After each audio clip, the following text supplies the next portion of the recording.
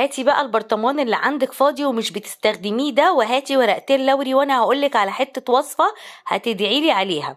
اول حاجة جبت البرطمان بتاعي مغسول ونضيف زي ما انتي شايفة كده، وبعد كده على طول نزلت بورقتين 3 من اللوري، ومعلقة من الكركديه، و4 فصوص من القرنفل، ومعلقتين من الرز بالشكل اللي انتي شايفاه ده، وكوباية مية سخنة بتغلي.